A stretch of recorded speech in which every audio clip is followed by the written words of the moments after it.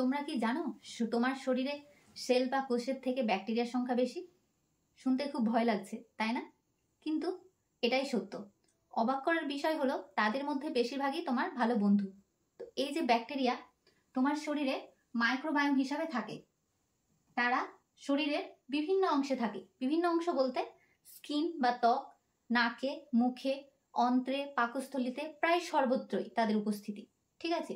এই যে ব্যাকটেরিয়া, এই ব্যাকটেরিয়া একটা সুস্থ স্বাভাবিক শরীরে প্রায় ট্রিলিয়ন সংখ্যক পরিমাণ থাকে। এই ট্রিলিয়ন সংখ্যক পরিমাণ ব্যাকটেরিয়া একত্রিত হয়ে একটা অদ্ভুত সুন্দর কালারফুল একটা অনন্য জগৎ তৈরি করে। কিরকম জগৎ? ঠিক এইরকম একটা কালারফুল জগৎ তৈরি করে। অ্যানিমেশনের সাহায্যে বোঝালে আরো ভালো বুঝতে পারবে। সেটা হচ্ছে ঠিক এইরকম। এই যে ব্যাকটেরিয়াগুলো পুরো শরীর জুড়ে একটা কালারফুল একটা অনন্য জগৎ তৈরি করেছে। এইরকম ভাবে আমাদের শরীরেও তারা অনন্য একটা জগৎ তৈরি করে।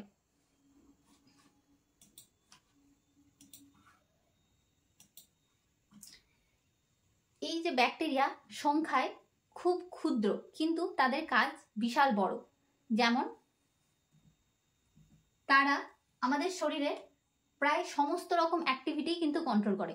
যেমন তারা হজমে সাহায্য করে, তারা ইমিউনিটিতে আমাদের ব্যালেন্স রাখে, তাছাড়া মর্টিলিটিতে, মাইক্রোবায়াল ব্যালেন্স, নিউট্রিয়েন্ট ডেলিভারি, বিভিন্ন অ্যাক্টিভিটিতে তাদের জুড়ি মেলা ভার। ঠিক আছে? আর এরা ইভেন আমাদের কিন্তু যে সমস্ত মুড সুইং হয়, মানে আমাদের মুডের পরিবর্তন হচ্ছে, কখনো হাসছি, কখনো কাঁদছি, এই যে মুড সুইং হচ্ছে, বা কখনো রাগ হচ্ছে, কখনো খারাপ লাগছে, এই যে বিভিন্ন রকমের যে অনুভূতি, এইগুলোর যে পরিবর্তন হচ্ছে, এইগুলো কন্ট্রোলও কিন্তু আমাদের ব্যাকটেরিয়া করে। তো আমাদের শরীরের যে ব্যাকটেরিয়া, সেটা কিন্তু কোন ব্যাকটেরিয়া থাকবে সেটা কিন্তু আমাদের হাতে আছে। গুড ব্যাকটেরিয়া থাকবে না ব্যাড ব্যাকটেরিয়া, সেটা কিভাবে আমরা কন্ট্রোল করি?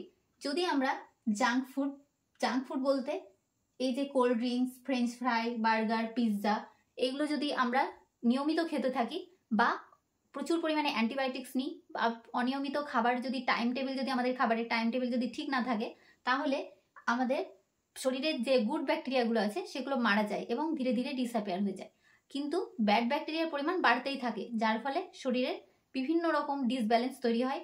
ইভেন আমাদের অনিদ্রা এবং যেই স্ট্রেস ভাব আমাদের এখনকার দিনে বেশি জাঙ্ক ফুড খাওয়ার জন্যই হচ্ছে, যে স্ট্রেস, চিন্তা, এই ধরনের যেই অনুভূতি, এগুলো কিন্তু ব্যাড ব্যাকটেরিয়ার প্রভাবেই হয়। তো গুড ব্যাকটেরিয়া আনার জন্য শরীরে কি করতে হবে? আমাদের এই জাঙ্ক ফুডকে ত্যাগ করতে হবে, তার পরিবর্তে আমাদের হেলদি ফুড খেতে হবে। হেলদি ফুড হিসাবে কি খেতে হবে?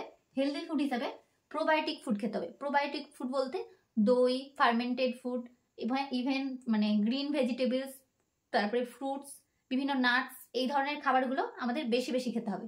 তো এবার থেকে শরীরের যত্ন হিসাবে মনে রাখতে হবে, শুধু শরীরের নয়, এই মাইক্রোবায়াল যে জিনিসগুলো বলতে ব্যাকটেরিয়া, ভাইরাস ইত্যাদি, এদেরও কিন্তু কথা মাথায় রাখতে হবে।